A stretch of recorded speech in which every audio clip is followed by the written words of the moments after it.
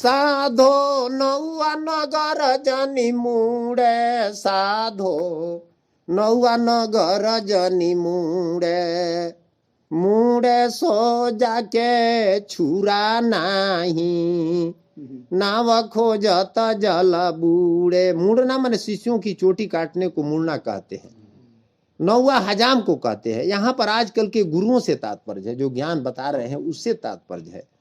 उन्हीं के ऊपर ही सदगुरु का संकेत है। जो स्वयं ज्ञानहीन है वह अपने वाग जाल में फंसाकर घनेरे शिष्य कर रहा है। सदगुरु दरिया साहब समाज को सावधान करते हुए कहते हैं कि देखो सावधान हो जाओ, कहिया नौवा अज्ञानी गुरु सारे नगर को ही न मुड़ दे। इसके पास छुरा यानी निर्मल ज्ञान रूपी छुरा तो है नहीं, तो भी सारे नगर को मोड़ने के लिए तैयार है। जन समाज भी विवेकी और पारख के अभाव में ऐसे दम्भियों को गुरु मानने में उत्सुक है। गुरु भवसागर पार करने के लिए नौका स्वरूप है, किंतु जब विवेकी जिज्ञासु गुरु रूप नौका खोजने चला तो देखता है कि जो नौका दूसरों को पार करने वाला और जल के ऊपर रहने वाला बना है वह स्वयं जल यानी शुद्ध कलत्र संपत्ति आदि के मोह में डूबा हुआ है। भला उसी डूबी हुई नौका द्वारा जीव कैसे पार होगा? नौका को जल के ऊपर रहना चाहिए, किंतु जिज्ञासु उसे जल ढूंढने लगा तो जल में डूबा हुआ पाया। यानी बंधा को बंधा मिले छूटे कौन उपाय, कीजिए सेवा निर्बंधा के जो पल में ले छुड़ाए। मान लीजिए हमारा दोनों बाएं बना है और लोग का बना है, लोग कहें कि छुड़ा दीजिए तो हम कैसे खोलेंगे? तो उसी तरह से जो परमात्मा को जानता है, जिसे तत्व ज्ञान है, वो भी दूसरे को समझाएगा बुझाएगा। गीता में भगवान कहते हैं कि अर्जुन तुम तत्वदर्शी संत के पास जाओ और जाकर उनकी सेवा करो, समर्पण हो, तब न होगा। कर बिहीना कसे कमाने, शीस बिहीना लरता, काया स्वरूपी मार ले आवे, यही विधि जग में बरता। ब्रह्म के विषय में लोगों की धारणा है कि ब्रह्म ईश्वर निराकार है, उसके हाथ नहीं है किंतु सब कुछ करता है, मुख नहीं है किंतु सबका स्वाद लेता है। इन सब बातों को दरिया साहब ने घट में मन के ऊपर घटित करके मन को मन नाम से व्यक्त किया है। वही निराकार शीश विहीन मन बिना हाथ के काम क्रोध बाण को छोड़कर बड़े बड़े जोगी तपस्वियों को घायल करके पराजित कर दिया है। माने परमात्मा निराकार नहीं है, ये मन निराकार है और सब काम मन न करता है। दरिया साहब कहते हैं कि परमात्मा उर भुजा दसन है, आखी सत बचन लिखा है साखी, रूप रे खुदी तुझियारा। अरे रूप था तभी न मनु को दर्शन दिए भगवान। जीव जीव के कोरे न क्रोधा, लड़े भिड़े मन बड़ा जोधा। जैसे हम लोग किसी से झगड़ा बवाल करते हैं, चाहे क्रोध करते हैं, तो उस व्यक्ति में दोष नहीं है, उसका मन सही नहीं है। आत्मा तो सबका एक है, मन के चलते तो वही साहब कह रहे हैं कि जीव से आप क्रोध मत कीजिए। जीव का तो एकदम शांत स्वरूप है, शीतल है, शांत है, क्षमा है, दया है, शील संतोष गुण उसका जो परमात्मा का गुण है उसका है, लेकिन मन इस पर हावी है। तो सदगुरु कहते हैं कि मन मिला तो मिला करता रहा। अगर मन मिल गया जीव को तो वही जीव सत्य पर धर्म पर चलेगा, और नहीं मिला तो जीव को चला देगा वो असत्य पर। इस प्रकार यह मन देहधारी जीवात्मा को मार कर लाता है, अर्थात उस जीवात्मा के संयम नियम धर्म आदि को नष्ट करके उसे ज्ञानहीन यानी मृतक तुल्य कर देता है। इस प्रकार यह मन चर अचर सारे संसार में वर्तमान है। सतगुरु कहते हैं कि अग्नि बिना ऊनी छपर जराया, ऐसा जुलुमी जागा, जरा सभे बाचाई करानी, वाके आचन लागा। बहुत वेरे व्यक्ति साधु समाज में ऐसे भरे पड़े हैं जो देखा देखी मन के आवेश में आकर ज्ञान अग्नि के उत्पन्न हुए बिना माने पूर्ण ज्ञान नहीं हुआ और अपनी छप्पर यानी घर परिवार को छोड़कर चल देते हैं। इनके ढेर लोग हाँ, अर्थात सबको त्याग कर उससे नाता तोड़ लेते हैं और वहां जाएंगे तो मन तो साथ में है, फिर सब याद पड़ेगा, फिर वहीं जाकर बस गबड़ाना शुरू हो जाएंगे। इस मन माया से, इस मनमत माया के, इस मनमत त्याग से माया यानी कंचन की आशा रूपी रानी नहीं जली। उसके अंदर जो कंचन की आशा रूपी रानी है वो नहीं जली। जहां देखे अन्न के ढेरी, असुर नर मुनि सब बैठे घेरी, सब लोग वहीं घेरे हैं, आज वो छूट जाएगा, उसे आंच तक नहीं लगी। भावार्थ यह है कि जो लोग मन के आवेश में आकर त्यागी बनते हैं वे यथार्थ में कंचन रूपी माया का त्याग नहीं कर पाते। आगे चलकर धन संग्रह करके बड़े बड़े मठों आश्रमों के निर्माता होकर उन मठों और आश्रमों को सांसारिक वैभव से सजाने लगते हैं। वै रानी के राजा ब्याही तापर को है कुमारी, खसमही बांध पलंग पर डारे यही विधि पर बेगारी। सदगुरु कहते हैं कि वह रानी लक्ष्मी, रानी कौन है? लक्ष्मी है। वह पुरातन काल से ही विष्णु से विवाहित है, विष्णु भगवान से लक्ष्मी विवाहित है ना, किंतु लोग भूलकर उसे कुमारी कहते हैं। इस भूल के कारण कितने लोग उसके पति बनते हैं और चंचला होने के कारण वह लक्ष्मी भी अनेक को अपना खसम थोड़े काल के लिए बना लेती है, लेकिन रुकती नहीं है। जो मनुष्य इस रानी लक्ष्मी कांचनी का स्वामी बन जाता है उसको यह लक्ष्मी ज्ञानहीन करके अपनी आसक्ति के पास में बांधकर ऐसा पछाड़ देती है कि वह सदैव उस रानी लक्ष्मी की गुलामी करता है। लक्ष्मी की सवारी क्या है? उल्लू है। आप लोग देखे होंगे ना, सरस्वती बैठती है हंस पर, अभी दुर्गा पूजा में होता है उल्लू है उस पर बैठा दिया जाता है। माने क्या है? उल्लू पर वो नहीं बैठती है, जिसके पास धन होता है उसका बुद्धि उल्लू हो जाता है, हमारा विवेकहीन हो जाएगा।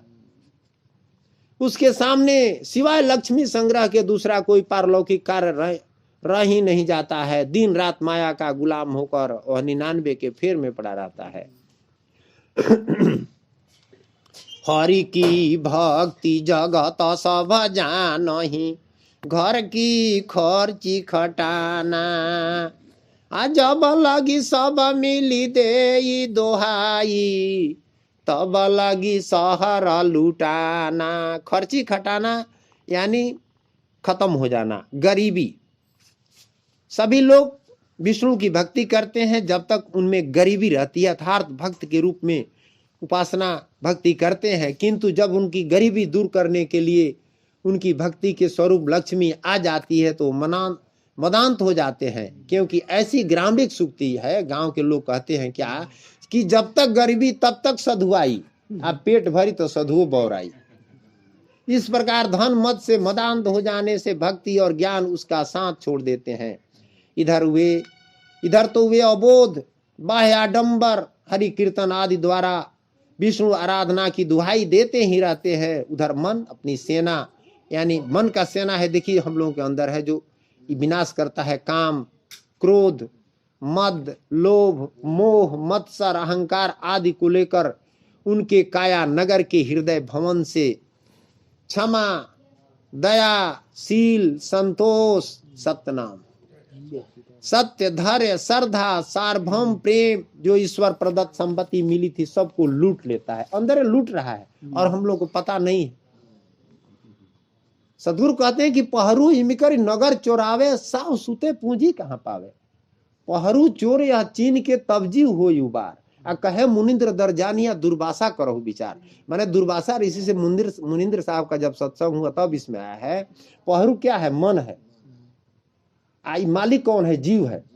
जीव सोया है, इसके पास क्षमा, दया, शील, संतोष, सत्य, प्रेम, सार्वभौम बहुत संपत्ति है, ये सब समुद्र है, कमी नहीं होगा, लेकिन ये सोया है, अब मन इसको लूट रहा है। तो इसलिए इसको मन कहा गया है कि तन सूर मन सूर। जैसे तन सूर्या है, मन सूर्या है, जीव सूर जब हो, जिस दिन जीव जग जाएगा तो आगे पीछे विचार के दुर्मति घाले धोए। आगे पीछे सोच लीजिए, दो मत है, द्वंद्व को छोड़ दीजिए, एक पर आ जाइए बस स्थिर। ये संसार है, यहाँ रात दिन, पाप पुण्य, झूठ साँच, जन्म मरण, न्यू, ये सब आता जाता रहेगा, लेकिन जीव को ऐसा नहीं होगा। जैसे भगवान बाली को समझाते हैं, हाँ बाली मारा गया है तो तारा को समझा रहे हैं कि जीव नित्य तुम क्या ही लगी रोया, क्यों रोती हो, जीव तो है, तो जीव है, परमात्मा है, उसके बाद ये संसार नहीं है। ये तो उपजता है, उपजत विंसत यह जग देख। जैसे हम लोग जजाद उपजते हैं उसको फिर करते हैं, तो उसी तरह यह शरीर भी एक जजादे है, लेकिन इसी में हम आ सकते हैं, इसी की इकट्ठा करते हैं, इसी के चक्कर में पड़ते हैं। ये तो गुलामी है, ये तो करना है, लेकिन ये छूट जाएगा, इसे अनासक्त रहना है। माया की आसक्ति से ज्ञानी होने के कारण ज्ञानहीन मनुष्य बाह्याडंबर करते हुए भी सांसारिक वैभव में आकर क्षमा, दया आदि उपयुक्त दैवी संपदा से विहीन हो जाते हैं। इस प्रकार उसका काया नगर लूट जाता है। एक शब्द में महात्मा लोग आते हैं कि काया गढ़ जीत जोगी तब हम जानी, माने पूरा संसार हम जीत लेंगे, आप जीत लेंगे, लेकिन अपना शरीर नहीं जीताएगा। यही काया गढ़वा में धोबी न रानी, कपड़ा धोवेली बीनू साबुन पानी। मन में धोबी रांधे है, बिना मतलब का इधर का उधर का बात करेगा। यही काया गाढ़ावा में तेली नारानी, तेलवा पेरेली बीनू तेला सरो सोवा पानी। माने मने है, इस तरह रचता रहता है। यही काया गाढ़ावा में बढ़ई न रानी, लकड़ी सरेली बीनू बांसुले रुखानी। माने मन देखिए, हम लोग सो गए हैं, चाहे बैठे हैं, चाहे सत्संग में, चाहे रास्ता में है, मन अपने धुन में है। मन कहाँ आपके पास है? पक्का हुई तो रोई। अब मन जब पास में रहेगा तब ये आत्मा जगेगा। एक कहानी इस पर सुनिए। एक संत थे चीन देश में, चीन देश के एक संत थे जो जगाने की कला बताते थे। जैसे कहा गया है कि जागत रहो सो दिन है भाई, जब जगेंगे तभी ना कोई काम करेंगे। ज्ञान में जगना, इस नींद की बात नहीं है। तो वहां का एक राजकुमार था, वहां का जो राजा थे ना, उनका एक राजकुमार था, वो तेजस्वी था। वो गया संत के पास जगने के लिए, जगने की कला सीखने के लिए। तो जब गया तो संत जो है सो उसे कहे, एक बहुत ऊंचा पेड़ था, एकदम पतला, एक पतला पेड़ था, जैसे तरकुल का पेड़ होता है उसी तरह से मान लीजिए किस चीज का पेड़ था, माने हिलने डुलने वाला पेड़ था। और महात्मा जी कहे उससे कि तुमको जगना सीखना है तो इस पेड़ पर चढ़ जाओ और उतर जाओ। बड़ी ऊंचा पेड़ था। जब वो चढ़ने लगा राजकुमार, तो महात्मा जी पलहती मारकर बैठ गए, जैसे हम लोग बैठे हैं, और ध्यान लगाए हैं। कहते चढ़कर उतर आओ, बस यही काम करना है। गया ऊपर, एकदम ऊपर जा रहा है, आप हवा धीरे धीरे बह रही है, ऐसा मालूम हो रहा है कि अभी मैंने गिर जाएगा। सावधान होकर जा रहा है। ऊपर गया, महात्मा जी कुछ नहीं बोले, चुपचाप बैठे हैं, कुछ नहीं बताए। ऊपर गया, ऊपर से धीरे धीरे नीचे आया, समय लगा उसमें, एकदम सावधान होकर के। अब नीचे आया, थोड़ा सा मैंने था, एक दो पुरसा और, तब महात्मा जी जो है सो उठकर खड़ा हुए और कहते हैं कि सावधान, गिरना मत। अब देखिए राजकुमार जब ये बात सुना तो ठठाकर हंसा और जैसे तैसे उतरा और कहा कि महात्मा जी, यहां से गिर जाते तो कुछ होता नहीं, थोड़ा सा हाथ गोड़ में चोट लगता, तो आप ऊपर जब हम गए थे जहां मरने वाली बात थी, वहां तो आप सावधानी नहीं कराए, कुछ नहीं बोले, और यहाँ आप सावधान कराए। तो महात्मा जी मुस्कुराए। हाँ, बात क्या है? तो महात्मा जी मुस्कुराए, कहे कि वहां जो तुम थे ऊपर, तो तुम्हारा मन कहाँ था? तो कहाँ था? हमारे पास था। पल पल मन शांत था कि थोड़ा भी हाथ छूटा कि हम गए। तो कहे वहां तो तुम जगे थे, हम देख रहे थे तुम जगे हो। अब नीचे आए तो देख रहे हैं कि तुम जो है सो मन इधर उधर, अभी गिरोगे गोड़ टूट जाएगा। तो उसी तरह से माने मन जहां भी रहिए, वर्तमान में बरतो भाई, भूत भविष्य को। जैसे आज हम लोग सत्संग में 6 मिनट बैठे हैं, बस यहाँ रहे। रास्ता चल, एक्सीडेंट क्यों होता है? गाड़ी हम चला रहे हैं, मन इधर है, पहले इधर से कोई ठोक दिया, चाहे हम ही लड़ा दिए, चाहे कहीं भी जा रहे हैं, चाहे पढ़ाई हो रहा है, लड़का जो है सो इधर उधर सुन रहा है, तो क्या पढ़ेगा? माने बस वर्तमान में हम रहेंगे तो सब बात समझ में आ जाएगा। तो यही मन को जगाने की प्रक्रिया है, मन को चिन्हने की। अब चिन्हेंगे तब ना मन क्या रच रहा है अंदर। तो इसलिए मन को शांत करेंगे, देखेंगे कि सदगुरु कहते हैं क्षण क्षण होके अनहद बानी, आ देख स्वरूप मौन रहो ठानी। बिना मतलब का बात आ रहा है जा रहा है, उसको देखिए और शांत कीजिए, इसीलिए ध्यान लगाया जाता है। और जब करते करते जब जीव पर आ जाएगा, जीव मन अस्थिर हो जाएगा, तब परमात्मा की बात समझ में आएगी। सदगुरु दरिया साहब कहते हैं कि बढ़िया वरसी माँ जत फिरे, घर घर भया मोयासा, कहे दरिया हसैन राम को देखाय जब तमाशा। सभी राम भक्ति को हामी भरते हैं और ब्रह्म ज्ञान रूपी उत्तम ऐना को मांझते हैं। जहां देखो तहां सभी ब्रह्म ज्ञान का कथन करते हैं। अक्सरा होता है ऐसा, हम लोग भी करते हैं, लेकिन अंदर है कि नहीं, ये तो अब अंदर की न बात है। बाह्य आडंबर, तिलक, माला, कंठी से विभूषित प्रत्येक शरीर मानो भक्ति का किला है, जिसमें प्रतिष्ठित जीवात्मा ही राम का सिपाही है। अर्थात भक्त का स्वांग बनाने वाला हर व्यक्ति राम का सिपाही प्रतीत होता है। किंतु इस छद भेषी भक्त बनने वाले, राम की सेना बनने वाले प्राय अधिकांश कौड़ी कारण मोह बस कर ही विप्र गुरु घात। थोड़ा सा गुरु चेला में अंतर हुआ कि दुश्मनी हो जाता है। हाँ, मानथी के लिए, यथी के लिए बताइए, घर छोड़कर गए साधु मनने, अक्सर सौ मठ पर, मैं अधिक मठ पर देखते हैं कि झगड़ा चल रहा है धन के लिए। अयोध्या में 3 हिस्सा केस फैजाबाद, बताइए, ऐसे छद भेषधारी राम के वंचक भक्तों के ऊपर कितनी सुक्तियां बन गई है। लंबी टीका, मधुरी बानी, दगा माज के ही है निशानी।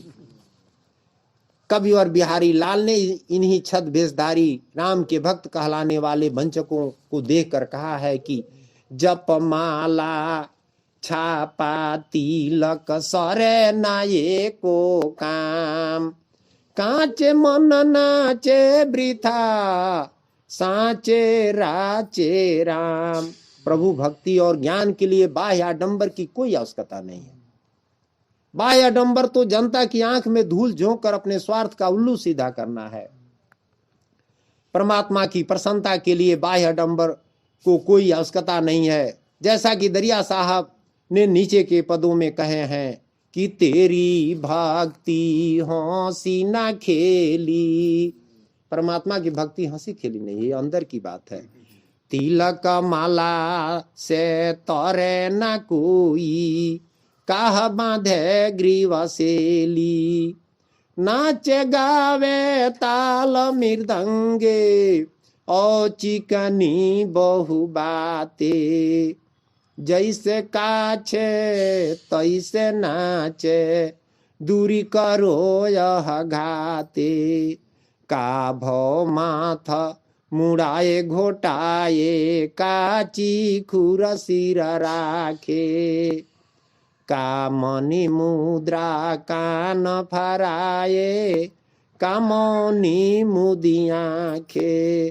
का गुदरी अलफी के पेने, काह दिए सिर टोपी। का मुख मुरली बेनु बजाए, वृंदावन रची गोपी।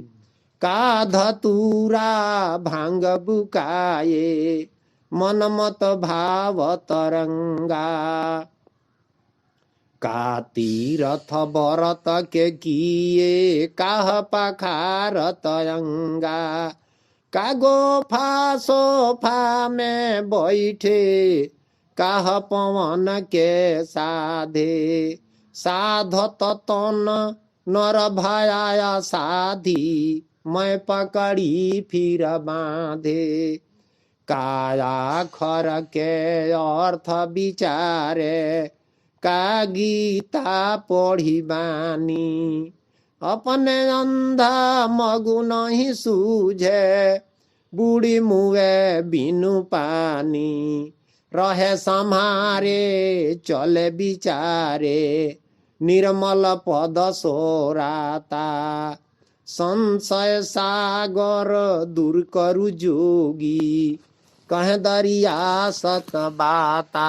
साहब सतनाम, साहब सतनाम। जल के रंग जल ही मिल गए, जल रंग मिली भो श्रृंगार। मृंगा पवन के रंग पवन मिली गएऊ ता बीच चूंग ही मृंगा। स्त्री पुरुष का जल रज और बिंदु दोनों मिलकर एक हो गए। उसी समय मंगल मूल पवन स्वरूप सूक्ष्म जीवात्मा के साथ गर्भाशय में प्रवेश कर सुंदर श्रृंग यानी शरीर बनाया। यह शरीर ही वह सुंदर श्रृंग है। जब ही योग तिरिया कहयावे मंगल मूल प्राण संग धावे रज बिंदु जब एक घर होई पवन प्राण ले पैठा सोई। मंगल मूल एक पवन है बसे जीव के साथ नखसिक सभे उरेहिया रचो नयन उर्मा। इस प्रकार एक सुंदर शरीर की रचना हुई जिसमें मन मृगा होकर आशा और कल्पना के सुंदर पत्तों को चरता है। जल के मीन गिरिवार चढ़ी गएऊ चुनी चुनी खावे पाता घाव करे कोई मरम न जाने बिनु चीन्हे उत पाता। सदा मोह रूप जल सूत कलत्र संपत्ति आदि माइक वृत्तियों में मग्न रहने वाला जीव रूप मीन स्वरूप है। भाग्यवशात वह मीन अगर विवेक विचार की प्रबलता से इस मोह जल से निकलकर त्याग के सुंदर पर्वत पर चढ़ गया तो फिर कहना क्या है। मैंने इससे निकलकर त्यागी बन गया। सोना में सुगंध हुआ। त्याग रूपी श्रेष्ठ पर्वत पर आसीन होकर उस जिज्ञासु रूप मीन की चतुर्दिक प्रशंसा होने लगी। किंतु सत्य ज्ञान के अभाव में वह जिज्ञासु मन को नहीं पहचान सका। धीरे धीरे वह मान मर्यादा के फेर में पड़ गया। सैने सैने मन मृगा उस जिज्ञासु की भक्ति से अंकुरित ज्ञान के कोमल पत्रों को खा गया। इस प्रकार उसके ज्ञान का पौधा कोमल पत्रों से विहून होकर ठूंठ हो गया। वह जिज्ञासु अब ज्ञान मूर्धन्य हो गया। धीरे धीरे मन पुनः सांसारिक आसक्ति का घाव उस जिज्ञासु के हृदय में करने लगा। अंत में इस मन की कुक्रिया को न पहचानने के कारण बड़ा भारी उत्पात हुआ। वह जिज्ञासु पुनः माइक संपत्ति का संग्रह कर मठ आश्रम बनाकर बड़े भारी अनर्थ में फंस गया। जो बड़े बड़े मठ फंस जाते हैं। ज्ञान विवेक के अभाव में उसका हृदय राग द्वेष के भयानक घाव से आक्रांत हो गया। मन जब जिज्ञासु ज्ञानी के हृदय में सांसारिक आसक्ति का घाव करने लगता है उस समय मन की इस कुक्रिया को कोई नहीं जानता है। भावार्थ यह है कि बड़े बड़े त्यागी भी सद्गुरु ज्ञान के अभाव में मन को न पहचान कर पूजा रूप में मिली हुई मुद्रा और अचल संपत्ति को पाकर उसका संग्रही बनकर मठाधीश बन गए तथा ज्ञान शून्य होकर राग द्वेष के पचड़े में पड़ गए। छेरी उलटी बीगे कह पकड़ा बीगे कह बहुत आनंदा हमारे महल करो सुख राजू तोरी सको नहीं फंदा। छेरी माने बकरी। यहाँ पर ऊपर कथित पूजा और दान रूप में मिली हुई मुद्रा और अचल संपत्ति माया से तात्पर्य है। बीगा बकरी को खा जाने वाला बकरी का शत्रु लकड़ बाघा छोटे बाघ से तात्पर्य है। यहाँ पर बीगे का प्रयोग ऊपर कथित बृहत त्यागी के लिए हुआ है जो माया संपत्ति रूपी बकरी को अपने ज्ञान द्वारा मैंने खा जाने वाला है, नष्ट करने वाला है। अर्थात धन संपत्ति को परमार्थ में लगाकर उसका अंत कर देने वाला है। उस माया के प्रति उदासीन होकर आसक्त नहीं होता। जो बृहत त्यागी बीगा रूप होकर माने इतना ज्ञानी होकर के इस माया रूपी बकरी का शत्रु था, उसके विपक्ष में उसका मुंह खुलता था, वह उस ठग ठाकुर मन और उसकी माया के चरित्र को न पहचान सका। धीरे धीरे माया रूपी बकरी पैर बढ़ाकर पूजा मुद्रा रूप में उस त्यागी बृहत के पास पहुंच ही गई और ऊपर कथित उस बीगे को पकड़ ही लिया। उस बृहत का प्रथम ज्ञान जाता रहा और घृणा की जगह उस माया रूपी बकरी के साथ रहने में उस बीगे को आनंद आने लगा। राजा महाराजा की तरह मठ बनाकर उसमें उस माया रूपी बकरी को स्थान देकर वह बीगा रूप बृहत उस माया को आत्मसमर्पण करके उसके अधीन हो गया।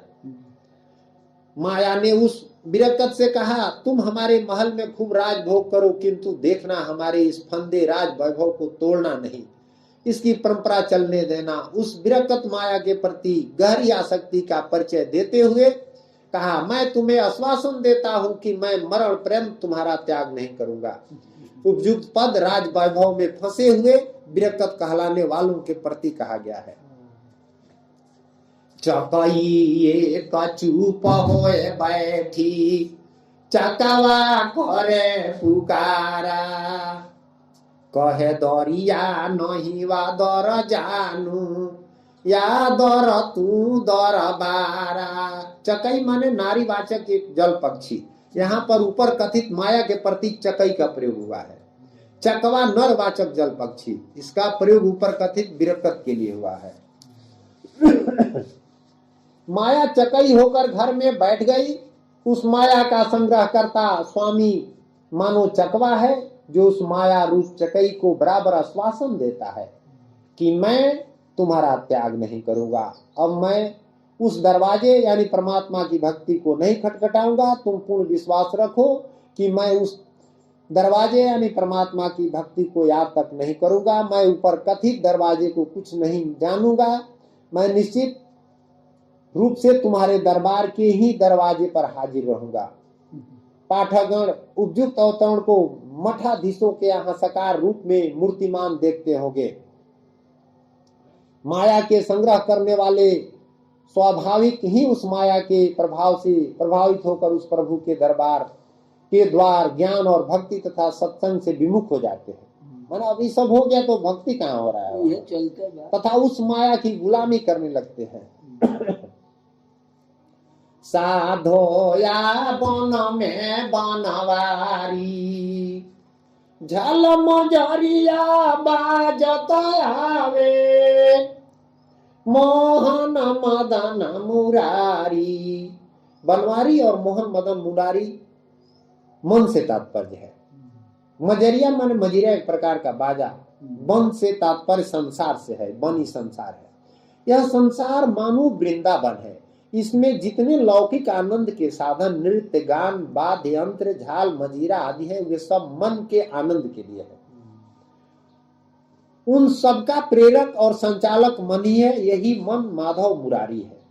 मने गावे मने बजावे, मने खेले शिकारा, नेउरी घूम घूम नाचन लागी, पकड़ा नंद कुमारा। नंद कुमारा से तात्पर्य मन से ही है। संसार के सभी कार्य का प्रेरक मन है। निरंजन मन होकर प्रेरक है। संसार के सभी कार्य मन की प्रेरणा से ही होते हैं। मन ही गाता है, मन ही बजाता है तथा मन ही शिकार खेलता है। मन के उमंग को देखकर माया शक्ति रूप नेवरी ने अपनी नृत्य क्रिया आरंभ कर दिया। वह मन को आकर्षित करने के लिए नाना प्रकार के हाव भाव से युक्त होकर नृत्य करने लगी। माया की इस भाव भंगिमा को देखकर मन उसकी ओर आकर्षित हुआ और उस माया रूप नेवरी को पकड़ लिया। मन माया मिलकर जब एक रस हो गए तो मन माया में डूब गया।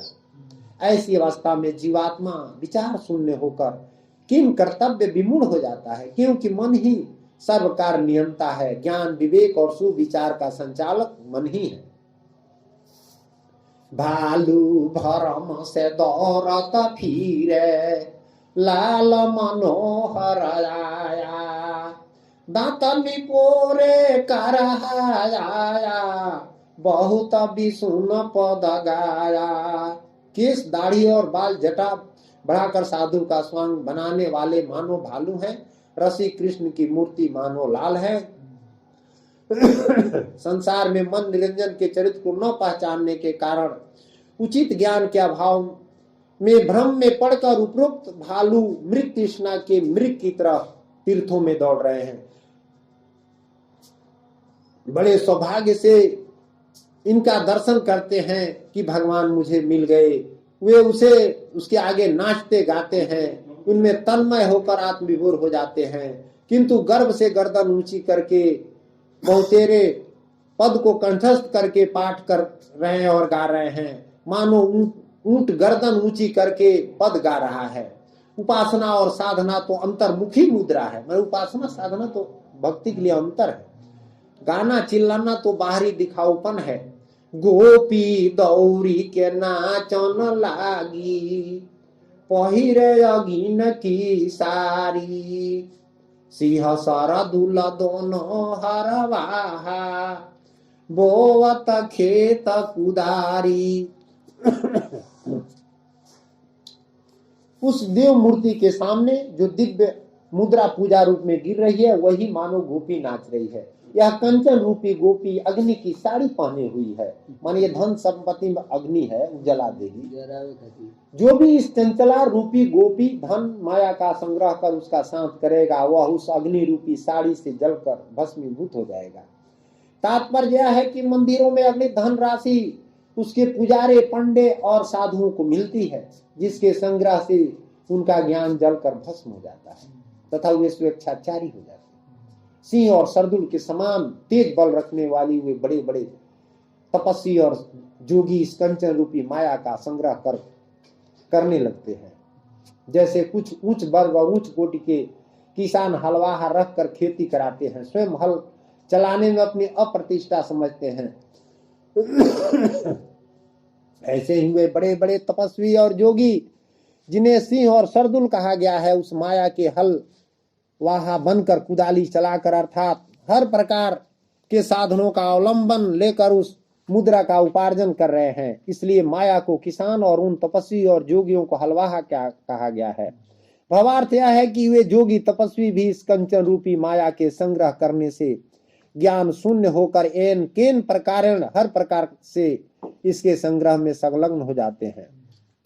दाइमी जी के तौलन लागा, एक मन पांच पसेरी, कुछ बोया कुछ जतन कर तू है, फिर वाही की चेरी। दाइमी मैंने हर उपलब्ध साधनों से धन संग्रह को, क्रिया को पूरा करना को दाइमीज कहते हैं। एक मन पांच पसेरी मैंने कल्पना से अधिक, बहुत ज्यादा लोग चाहते हैं कितना हम धन अर्जन कर ले। उन जोगी तपस्वियों ने मंदिर मठों का आश्रय लेकर हर प्रकार के साधनों को उपलब्ध करके कल्पनातीत धन संग्रह किया, जिसमें से जी भूखाभ्यासगत अतिथि सेवा में खर्च किया वह तो बो दिया, और शेष जमा करके संग्रह किया, उसकी रक्षा करने लगा। इस प्रकार त्याग के अभाव में वह विरक्त फिर माया का गुलाम हो गया। ऐसा चरख घुमाया जग में, जो घूमा सो मुआ, कहे दरिया पीछे पछताना, ज्यों से मर का सुआ। यह मन ने माया कंचन और कामिन का ऐसा चरख घुमा दिया है कि जो भी इस चरख पर चढ़ा मर गया। तात्पर्य यह है कि जिसने इस कनक कामनी का संग्रह किया वह अध्यात्म ज्ञान से शून्य होकर मृतक कुल हो गया। सदूर दरिया साहब कहते हैं कि जब यह जीव युक्त खर्च पर सवार हो जाता है तथा अपमान, तिरस्कार आदि मानसिक यातनाओं को भोगने लगता है, तब सेमल से भी सुख की तरह अपनी भूल पर और अंतिम असफलता पर पश्चाताप करता है। सुख की सेमल उपासना की कथा से आप परिचित होंगे। साहब सतनाम, साहब सतनाम। साधो नीर क्षीर दही जमाया, अग्नि के जोरनता में दीना, निरमल बाती आया। सदगुरु कहते हैं कि स्त्री पुरुष का रजबिंद मानो क्षीर नीर है, जठराग्नि ही जोरन स्वरूप है। इन तीनों के संयोग से यह सुंदर शरीर बना हुआ है। इस शरीर स्वरूप दीपक में जीवात्मा ही निर्मल बत्ती रूप स्वरूप प्रतिष्ठित है। जीवात्मा है तभी नहीं बोल रहा है, चल रहा है। चार मसाला तामे लागा, या घट पर घट देखो, ज्ञान विचारे निरमल भई गो, वाही जन के लेखो। इस शरीर में खाक बाद आओ आतस, माने पृथ्वी वायु जल अग्नि, चार मसाला प्रत्यक्ष लगा है। चार तत्व है ही, एक आकाश पांच है। ऐसा सुंदर शरीर पाकर जिसने ज्ञान विचार कर प्रभु की भक्ति किया वह निर्मल हो गया। उसी लिए यह शरीर मिला है। साधन धाम मोक्ष के द्वारा पाई न जेहि पर लोक सुधारा। यहाँ राजा रानी बनने के लिए, सुख दुख करने के लिए नहीं मिला है। रह गया है, परिवार मिला है, संसार मिला है, तो ये गुलामी है तो करना पड़ेगा। पेट मिला है तो इसको ये सेवा मानिए, सेवा मानकर निष्काम भाव से कीजिए। हाँ, वास्तव में वही मनुष्य के लेखा में है, मनुष्य कहलाने योग्य है। अन्यथा प्रभु की भक्ति से विहीन वह मानव मानव नहीं। वह तो 84 का जीव, मानुष की खलरी ओढ़े, खोजत मिला ना पीऊ, जन्म कोटि भर मत फिरे। 84 का जीव परिमल अग्रवास तहाँ धाया, निज अपने घोर टीका। तीता पानी अमृत भई गो, हर बातन में नीका। सतगुरु कहते हैं जिस जीवात्मा में सतगुरु के निर्मल ज्ञान का निवास है, उस संत का उपदेशामृत ही मानो परिमल चंदन है। वह ज्ञान ही चंदन है, उपदेश ही, जिसका सुंदर सुवास चतुर्दिक फैल रहा है। वह अपनी सुगंध से सबको आनंद दे रहा है। वह 84 की यात्रा में दर दर न मारा फिरेगा। सतगुरु के निर्मल ज्ञान द्वारा वह अपने घर यानी निर्माण पद को प्राप्त कर स्थिर हो गया। यही निज अपने घर टीका से तात्पर्य है। इस प्रकार रजबिंद के संजोग उत्पन्न शरीर में निवास करने वाला जीवात्मा, जो पहले तीता पानी के समान बेकार और तज्य था, वह अब सद्गुरु ज्ञान के प्रभाव से अमृत तुल्य हो गया। अपने उपदेशामृत से दूसरों को भी अमर तत्व प्रदान करने लगा। वह अपने मानव जीवन को सफल बनाकर हर प्रकार से पूज्य हो गया। कीट पड़ा भृंग के पाले, कीट से भृंगा होई। गाफिल गंदा रंदा जमने, वाके पूछे न कोई।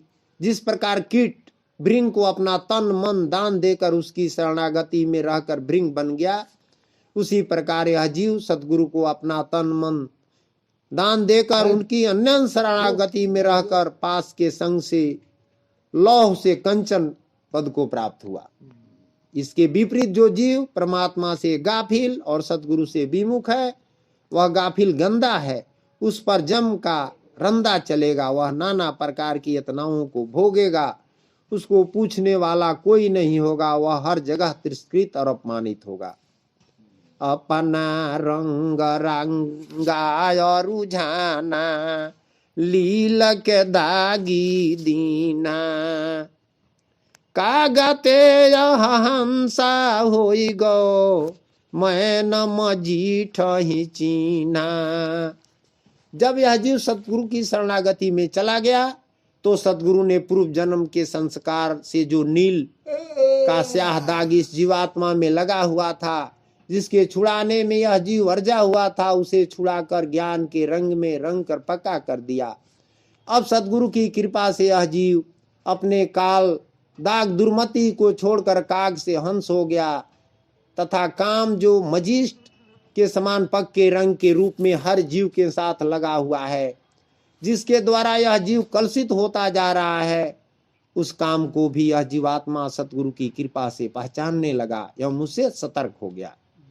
नदी अनेक मिली सागर में, खारो जल भो जैसे। काहे दरिया पारस को गुण है, तामा कंचन भो तैसे।